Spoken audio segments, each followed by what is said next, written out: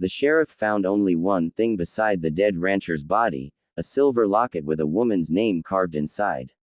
Everyone believed she was a murderer. So the cowboy made one promise. I'll bring her back alive, no matter how long it takes.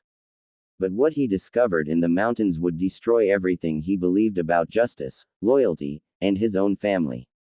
This is the story of revenge that became redemption. The promise. The wind howled across the Wyoming plains as the funeral came to an end. No one spoke, not because there was nothing to say, but because everyone feared the truth.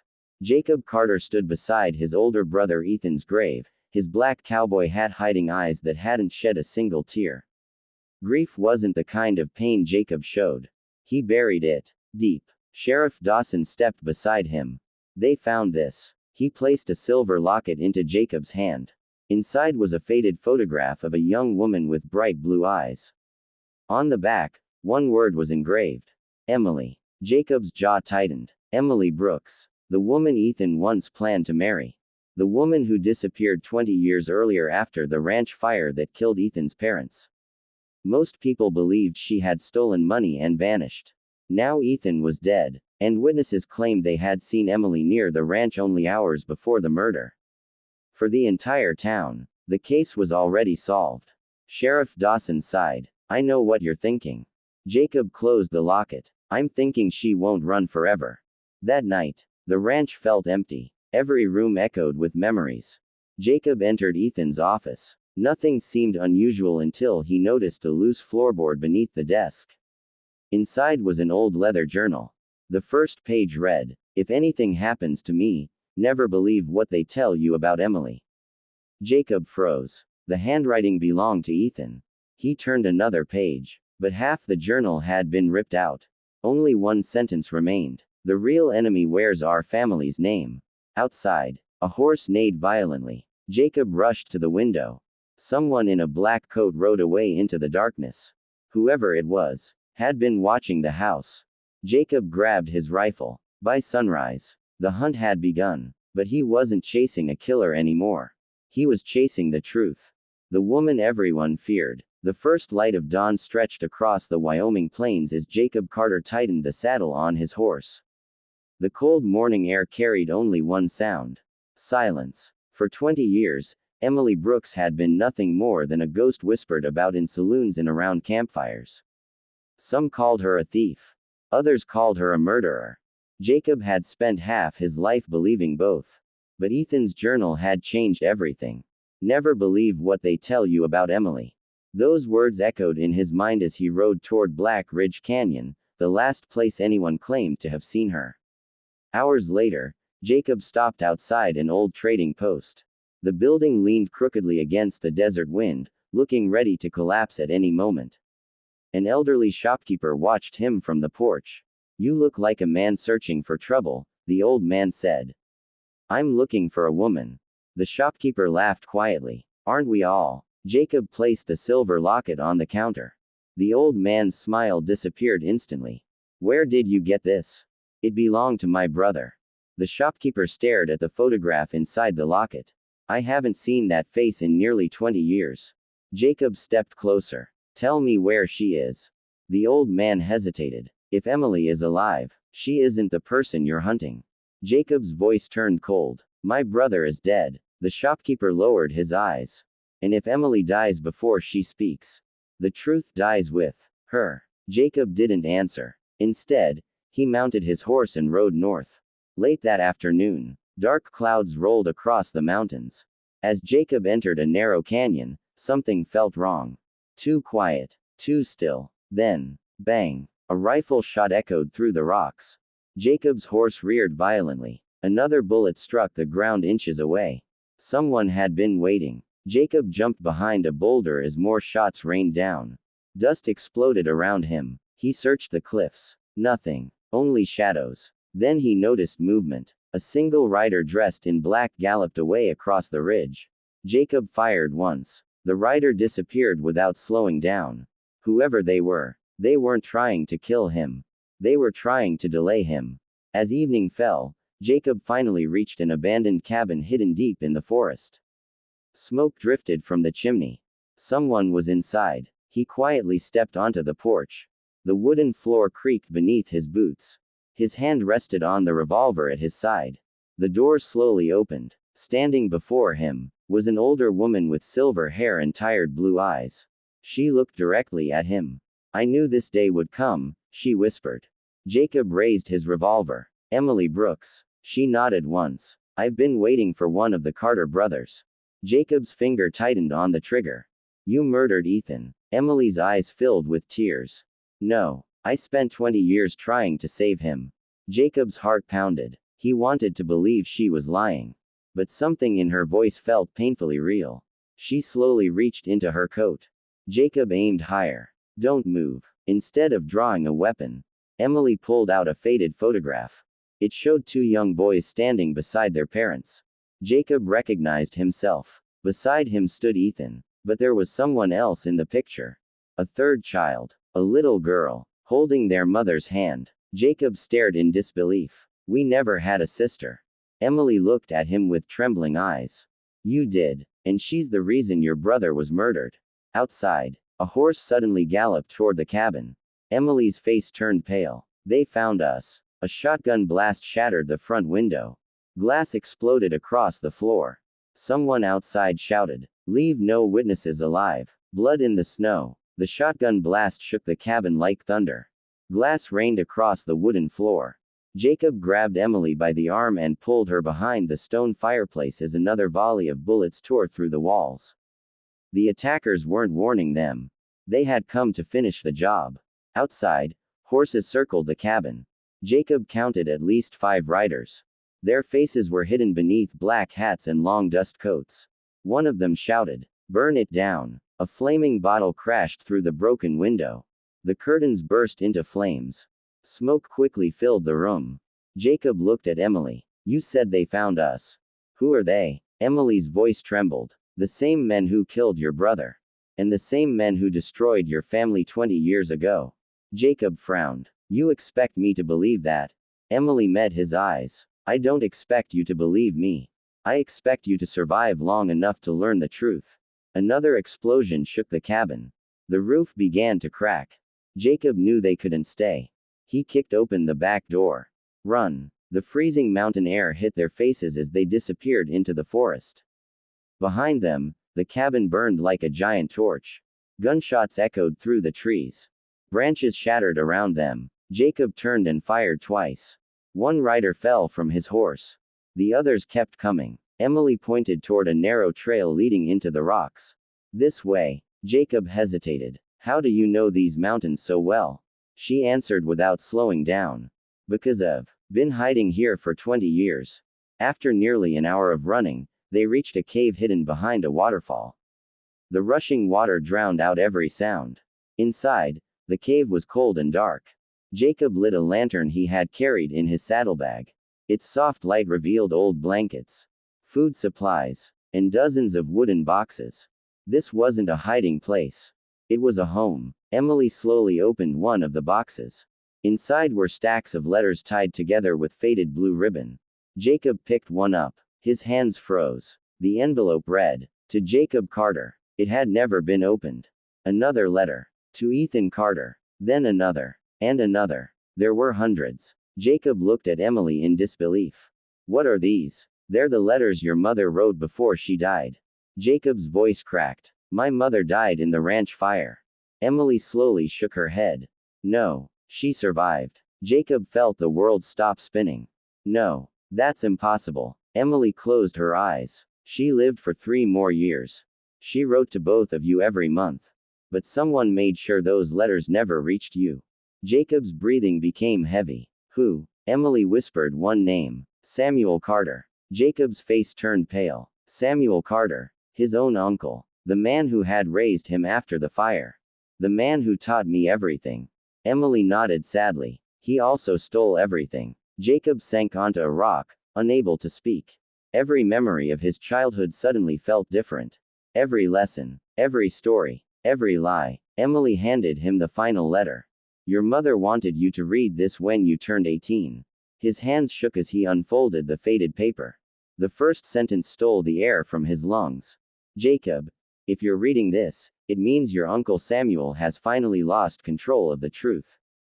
Before Jacob could read another word, a loud whistle echoed outside the cave. Emily's eyes widened in terror. No, they tracked us. A deep voice boomed from beyond the waterfall. Jacob, you don't know who you're protecting. Jacob recognized the voice instantly. It belonged to Uncle Samuel. The devil wore a family name. The voice echoed through the cave like distant thunder. Jacob, come outside. Jacob's heart pounded. He had heard that voice all his life. It was the voice that had taught him how to ride, how to shoot, how to survive. It was his Uncle Samuel, the man he had trusted more than anyone. Emily grabbed Jacob's arm. Don't listen to him. He has lied to you since you were a boy. Jacob pulled his arm away. I need answers. Slowly, he stepped toward the cave entrance. Outside, rain had begun to fall. Samuel Carter stood beside a black stallion, surrounded by 6 armed riders. His silver beard was soaked with rain, but his expression remained calm. For a moment, he looked less like an outlaw, and more like the father Jacob had never had. Samuel lowered his rifle. I didn't come here to fight you, son. Jacob's voice was cold. Don't call me son. Samuel sighed. I raised you after your parents died. I fed you. I protected you. And now you're hiding beside the woman who destroyed this family. Emily stepped forward. You destroyed this family, Samuel. Samuel laughed. After 20 years, you're still telling fairy tales. Jacob reached into his pocket and pulled out his mother's letter.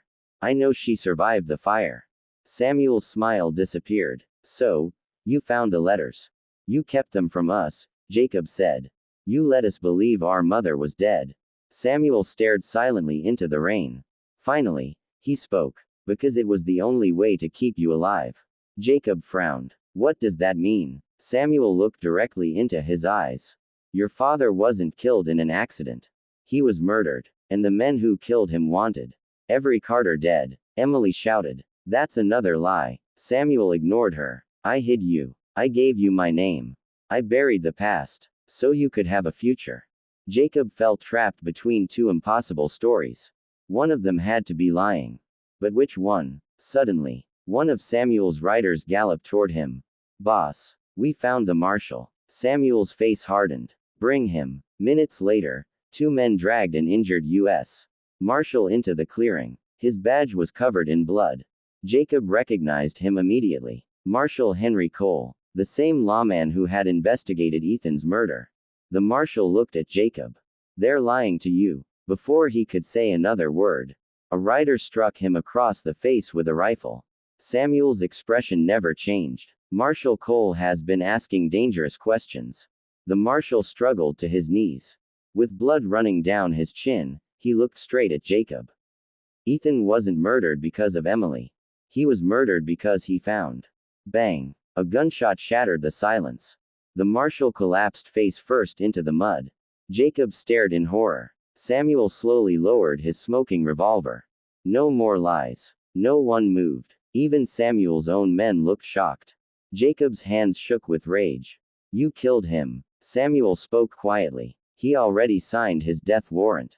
Jacob drew his revolver. So have you. In an instant, gunfire erupted across the valley. Jacob fired twice, forcing Samuel's men to scatter. Emily grabbed Jacob's sleeve. We have to go. Ethan left something behind. What? A map. A map to the place where all the evidence is hidden. Jacob hesitated for only a second. Then the 2 disappeared into the forest as bullets ripped through the trees behind them. Far back in the rain, Samuel watched them escape. He didn't order anyone to follow. Instead, he reached into his coat and unfolded an old photograph. It showed 3 children, Jacob, Ethan, and the little girl. Samuel whispered to himself, I'm sorry. They were never supposed to find out about you. The map beneath the cross. Rain poured through the towering pine trees as Jacob and Emily rode deeper into the mountains. Neither of them spoke. The image of Marshal Cole collapsing into the mud refused to leave Jacob's mind. Samuel had killed an innocent man without hesitation. For the first time, Jacob wondered if the man he had called family was nothing more than a stranger.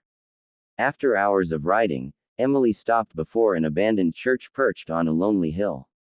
Its roof had partially collapsed, and the wooden cross leaned to one side. Jacob looked around cautiously. Why are we here? Emily climbed off her horse. Because Ethan trusted only one place. She pushed open the old church doors. A cloud of dust filled the air. Sunlight streamed through broken stained glass windows, painting the floor in faded colors. At the front of the church stood a large wooden cross. Emily knelt before it. She reached beneath the base and pulled out a rusted iron box. Jacob's eyes widened. It was hidden here all these years. Emily nodded. Ethan left it 6 months ago. He said if anything happened to him, you would come. Jacob slowly opened the box.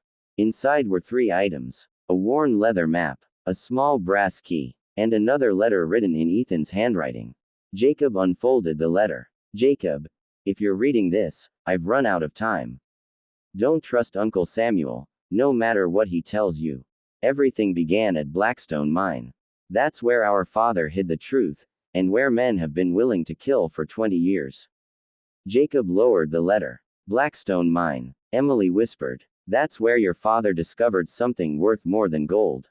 Just then, a loud rumble echoed. Outside, Jacob rushed to the doorway. In the distance, thick black smoke rose into the sky. Emily's face turned pale. The town. They're burning it. Without another word, they raced toward Carter's Crossing. By the time they arrived, it was too late. Homes were engulfed in flames. People ran through the streets carrying children and whatever belongings they could save. The sheriff's office had been reduced to ashes. Jacob jumped from his horse and grabbed the first man he saw. What happened? The terrified rancher pointed toward the center of town. Samuel's men came looking for you. When no one talked, they burned everything. Jacob clenched his fists. This is my fault. Emily shook her head. No, this is exactly what Samuel wanted you to think. Suddenly, a frightened little boy tugged on Jacob's coat. Mister, he told me to give you this. The boy handed him a small silver sheriff's badge, stained with dried blood. Attached to it was a folded note. Jacob opened it. His face went pale. The note contained only one sentence. Blackstone Mine, midnight. Come alone, if you want to know what really happened to your sister.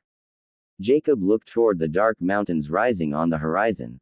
For 20 years, he believed he had lost only his parents. Now he knew he had lost much more. And somewhere inside Blackstone Mine, the final truth was waiting. The secret beneath Blackstone Mine. Midnight. A cold wind swept across the mountains as Jacob and Emily reached the entrance of Blackstone Mine. The abandoned mine looked like a giant wound carved into the side of the mountain. Rusted rails disappeared into complete darkness, and an old warning sign creaked in the wind. Danger. Mine closed. Jacob tightened his grip on his lantern. So this is where it all began. Emily nodded. And where it must end. They stepped inside. The deeper they walked, the colder the air became. Water dripped from the ceiling. Every footstep echoed through the endless tunnels. Then, Jacob noticed something strange. Fresh boot prints. Someone had entered the mine only hours earlier. They're already here, he whispered. Emily looked around nervously. We're running out of time. After several minutes, the tunnel opened into a massive underground chamber.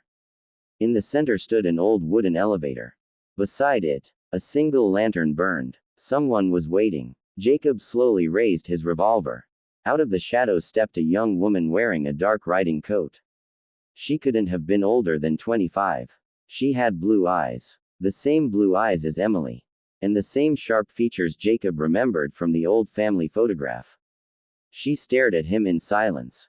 Finally, she spoke. Hello, Jacob. Jacob froze. Who are you? The woman swallowed hard. My name is Grace. Then she whispered the words that changed everything.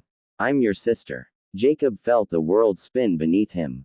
No, my sister died in the fire. Grace slowly shook her head.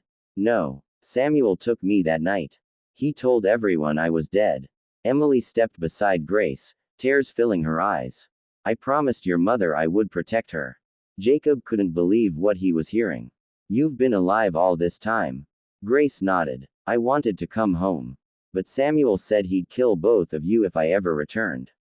Jacob lowered his revolver. For the first time in 20 years. His family wasn't getting smaller. It was growing. He stepped forward. Grace embraced him tightly. Neither of them spoke. They didn't need to. Suddenly, a loud clap echoed through the mine. Clap, clap, clap. The sound came from the darkness. Samuel Carter stepped into the lantern light. Behind him stood nearly a dozen armed men. Samuel smiled. A touching reunion. Jacob immediately drew his revolver. You stole her from us. Samuel shrugged. I saved her. Grace shouted. You kidnapped me. Samuel ignored her. Instead, he looked directly at Jacob. Did Emily tell you why your father came here? Jacob remained silent. Samuel pointed toward a giant iron door built into the rock wall. Behind it, something enormous was hidden. Your father discovered more than silver. He found proof that the governor, powerful businessmen, and even federal officials were stealing millions from Western settlers. They murdered him to keep that secret buried. Jacob stared at the massive door. So Ethan came here looking for the evidence. Samuel nodded. And he found it. Jacob's voice turned cold. So you killed him. For the first time. Samuel's smile disappeared. I didn't. Jacob frowned. Then who did? Before Samuel could answer, a gunshot echoed through the chamber. Bang. Samuel stumbled backward. Blood spread across his chest.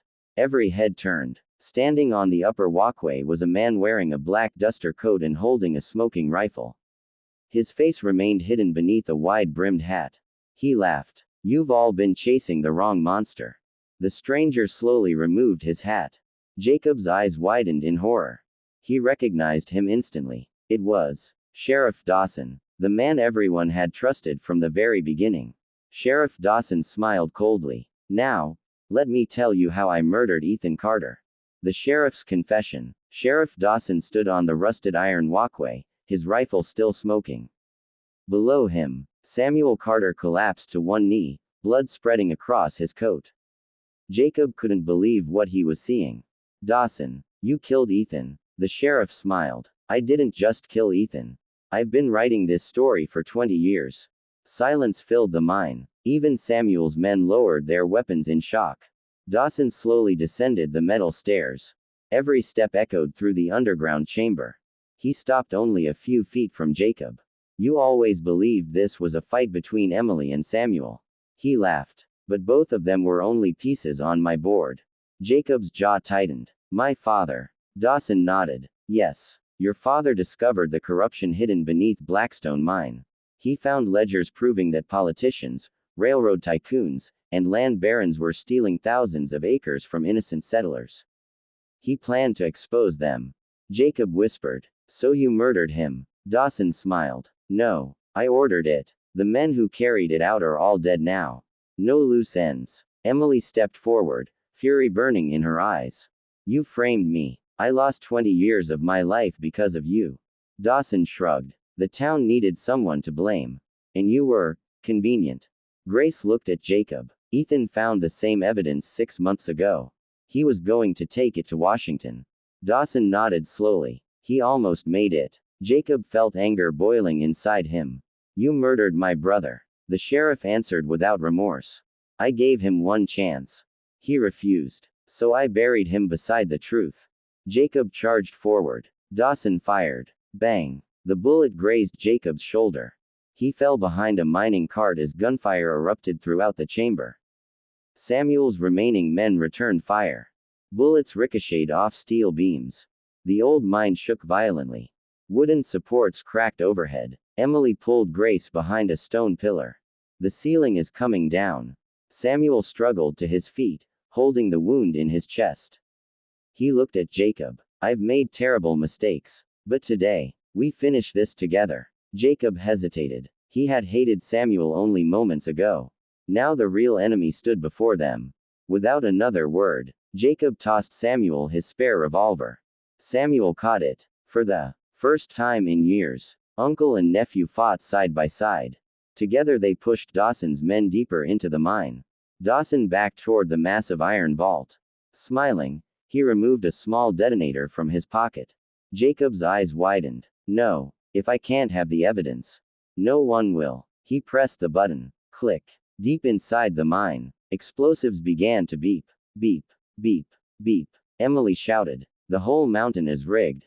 Samuel pointed toward the iron vault. The evidence is inside. Jacob looked at the vault. Then at his family. He had only seconds to decide. Save the evidence. Or save the people he had just found. Behind him, the countdown echoed faster. Beep, beep, beep. The choice that changed everything. The warning beeps echoed through Blackstone Mine. Beep, beep, beep. Dust rained from the ceiling. Massive wooden beams groaned under the pressure. Jacob looked at the iron vault. Then at Emily, Grace, and the wounded Samuel. Only seconds remained. Emily grabbed his arm. Jacob, forget the evidence. They'll bury us alive. Jacob's eyes fell on Ethan's letter, still tucked inside his coat. His brother had died protecting the truth. He couldn't let that sacrifice be meaningless. No, Jacob said firmly. We're leaving with both. Samuel pulled the brass key from Jacob's hand. I know this lock. He stumbled toward the giant iron vault. His wounded arm shook violently. He inserted the key. Click. The heavy vault door slowly creaked open. Inside were dozens of dusty wooden boxes. Stacks of ledgers. Land deeds. Letters bearing the seals of powerful politicians.